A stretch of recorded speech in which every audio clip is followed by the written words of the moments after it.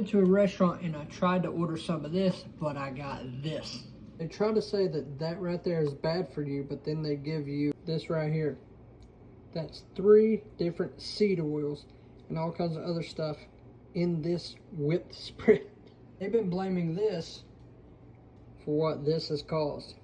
This is why I don't eat out at restaurants much. If you don't know my story, I had fatty liver disease, GERD, Barrett's esophagus, gastritis, had a cyst on my brain, a cyst on my liver, hypertension, pre-diabetes, candida overgrowth, and then those things started to get better once I started to eat all natural whole food the way that God designed. And I make these videos to help encourage people like yourself that you can get better too, as long as you change your diet and lifestyle. Now, I'm not going to say that what I did is going to have the same effect on you, but the concept stays the same.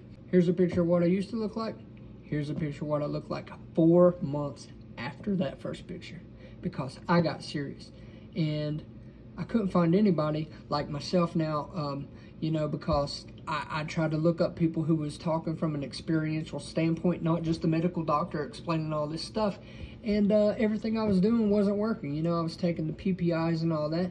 And come to find out, you actually need stomach acid to help digest your food. Now, I'm not going to say that everything that I did is going to work the same way for you, but the concept remains the same. Do an elimination diet. I went from processed food and processed sugar to all natural whole foods and natural sugars, and then each week I would take out one of the sugars that I liked, starting with my favorite. That way it was easier to go into the keto diet by that last week. I did the same thing with the keto diet for a month, and then I went strict carnivore, absolutely no cheating. And second weekend of that, I felt the best I've felt in a very long time. I felt the inflammation leave.